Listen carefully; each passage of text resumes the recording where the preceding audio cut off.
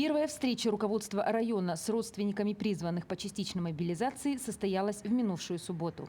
Присутствующие обсудили волнующие вопросы и пути их решения. В первую очередь это работа с ошибочно мобилизованными гражданами, с исполнением судебных производств, кредитными обязательствами и банковскими счетами. Естественно, очень много вопросов таких, касающихся, затрагивающихся финансовую сторону жизни. Вот с этим вопросом будем заниматься и приглашать ответственных лиц для того, чтобы максимально исчерпывающую информацию доводить до людей. И уже в эту субботу мы приглашаем все наши банки, представители наших банков, ставим заранее все вопросы, чтобы люди были готовы для того, чтобы людям довести ту или иную информацию, какую могла бы им помочь. Такие встречи решено проводить еженедельно по субботам с приглашением представителей тех структур, которых будут касаться возникающие вопросы.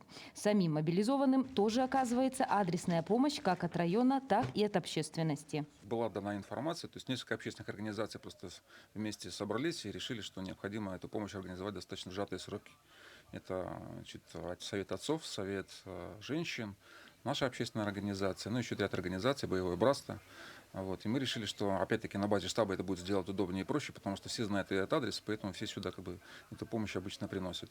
Также органы соцзащиты проводят консультации и информируют население о мерах поддержки, положенной военнообязанным и их семьях в рамках частичной мобилизации. Своих не бросаем. Для нерюнгринцев это не просто слова, это реальные дела, поддержка и возможность почувствовать, что вместе мы сила. Ирина Лазаренко, Вадим Барашков, Нерюнгри.